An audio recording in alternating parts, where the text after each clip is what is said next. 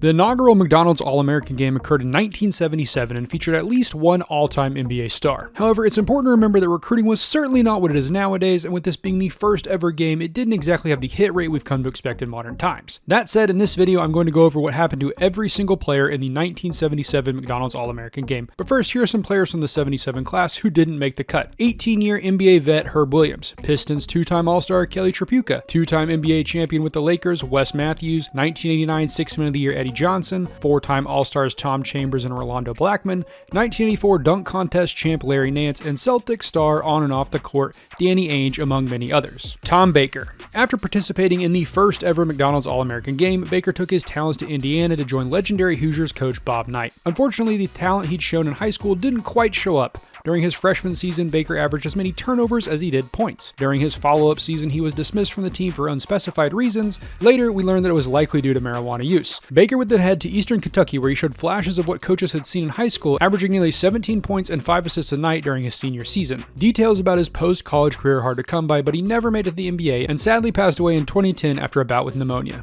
Gene Banks. Banks was widely considered one of the top 3 players in his class alongside Magic Johnson and Albert King.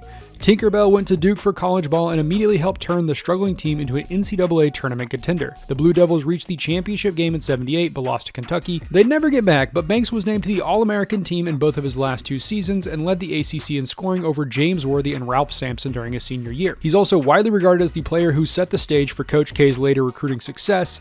Banks was drafted 28th overall in 1981 by the Spurs. He played for the team for 4 years before finishing his career with 2 years in Chicago. His best season came during his second year in the NBA, where he averaged 15 points, 7.6 boards, and 3.4 assists. Banks would get back into the league as an assistant coach for the Wizards from 2009 to 2012. Pete Budko. The 6'8 Budko headed to North Carolina after wrapping up his high school career. Unfortunately, his talent was never able to translate. Budko averaged 2 points and 2 boards for his career, though he did play for a team that made the NCAA tournament title game in '77 and '81. They were unable to capture the title either time, but in a very roundabout way, Budko helped pave the way for Michael Jordan and James Worthy's win in the 1982 title game. Okay, just because I know some people will get mad at me, that's a joke. Budko was drafted 93rd overall by the Mavericks, but never played in the NBA. He did spend 1 season in Spain, averaging nearly 20 points in 1985, but has mostly fallen into obscurity. Tom Freeman. I've been unable to find much information on Freeman in my search. We know that he played 2 games for Kansas State during his freshman season, but doesn't have any recorded stats. He then transferred to Idaho State and averaged 8 points in the Big Sky. Past that, there's nothing else out there, so if you know more about Freeman, be sure to sound off in the comments. Tracy Jackson. Jackson came out of Maryland and attended Notre Dame for college.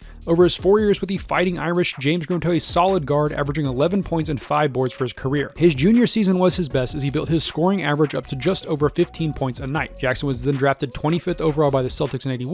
He was traded to the Bulls in the middle of the season and would have the best season of his career in year 2 when he averaged 6 points a night. In '83, he'd head to the Pacers but only played 2 games before falling out of the NBA. Since then, Jackson has also fallen out of the public eye. Earvin Magic Johnson. Unsurprisingly, Magic is the standout player in his class. With Michigan State, he won the 1979 title over Larry Bird's Indiana State. He then went straight to the NBA draft and was selected 1st overall by the Lakers. He would play his entire career in LA, winning 5 titles, 3 finals MVPs, 3 regular season MVPs, 12 All-Star nods, 10 All-NBA selections, and a host of other accolades. Sadly, his career did stop a bit early after testing positive for HIV in 1991. However, he would play with the Dream Team in 1992, winning an Olympic gold medal. Magic would also make a brief comeback, first as a coach in '93 and then as a player in '96, but retired for good after the season. During his post-playing career, Magic won a total of 8 titles across 4 different sports teams as a part owner/executive. He was elected to the Hall of Fame in 2002. Albert King. King was a known name coming out of high school because of his older brother Bernard King, though Albert wasn't only getting by on name recognition. The 6'6 guard went to Maryland, where he was eventually named as the 1980 ACC Player of the Year while averaging nearly 22 points a night. When King left for the NBA in '81, he was selected by the Nets with the 10th overall pick. He played with the team for 6 seasons, almost always averaging double-digit points. He then spent a year in Philly and then a year with the Spurs before playing 2 years in other leagues. At 32, he made a 6-game comeback with the Bulls before retiring for good. He's since opened up several Wendy's restaurants and mostly stayed out of the public eye. Jeff Lamp. Lamp was born in Minnesota but played high school ball in Louisville. The standout 2-guard would then head to Virginia for college ball. He played with the Cavs for 4 years, setting a school record for career points and helping the team to its first ever Final Four. His points record was eventually broken, but he remains a Virginia great. He was selected with the 15th pick of the 1981 draft by the Trailblazers, and he spent 6 years in the NBA across 4 different teams.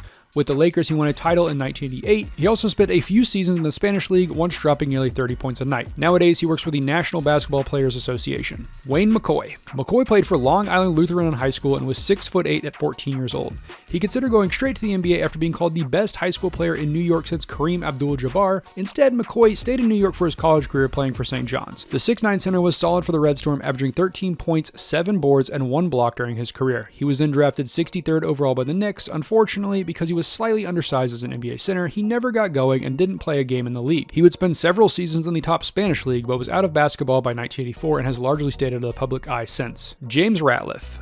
Out of high school, James Ratiff went to Tennessee. Unfortunately, he wasn't able to make an immediate impact for the Vols and transferred to Howard after his freshman season. There, Ratiff showed off the dominant game that made him a favorite in the Washington, D.C. circuit during high school. He averaged around 19 points and 9 boards a night for his career at Howard and was selected 172nd overall by the Atlanta Hawks in 1982, but never played a game in the NBA. After that, he's essentially faded into obscurity. Jeff Ruland. Everyone's favorite basketball dad went to Iona to play college ball under Jim Valvano. He was a force for the Gales, averaging 21 points and 12 boards a night for his career. However, during his senior year, the NCAA found him in violation of its rules after Ruland hired an agent and he missed his entire senior season. He was selected 25th overall in the 1980 draft and was immediately traded to the Bullets. Thinking he wouldn't get much playing time in the loaded roster, Ruland played a year overseas in Barcelona. He came back to the Bullets in 82 and was more than solid off the bench. Over the next few seasons, Ruland grew into an all-star level player, even finished in the top 10 of MVP voting in 1984. Foot injuries would soon start to catch up to him, and Ruland would play 5 games for the 76ers before retiring. He'd attempt a comeback 5 years later in 92, but could only suit up for 24 more games across 2 seasons. After wrapping up his playing career, Ruland jumped into coaching, most notably leading his alma mater to 3 NCAA tournament appearances. As of 2015, he's working as a scout for the Wizards. Ray Tolbert. Along with Tom Baker, Tolbert headed to Indiana to play under Bob Knight. He was a double-digit scorer for his career and helped lead the team to the 1981 NCAA title. After that, he was selected with the 18th pick in the draft by the Nets.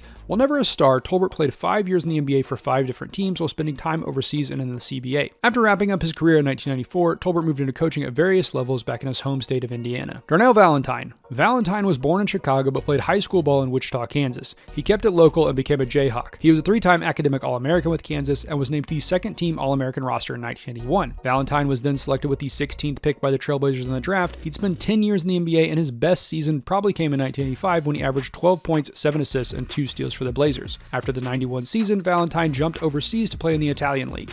He would then work for several years with the NBPA before joining the Blazers as the director of player programs from 2004 to 2007. Since then, he's largely stayed out of the public eye. Danny Vranes. Vranes was born and raised in Utah, so it was no surprise when he became a Ute for college ball. There, the 6'7" forward averaged 15 points and 9 boards for his career. In 1981, he was named as a second-team All-American and picked up his 3rd straight first-team All-WAC nod.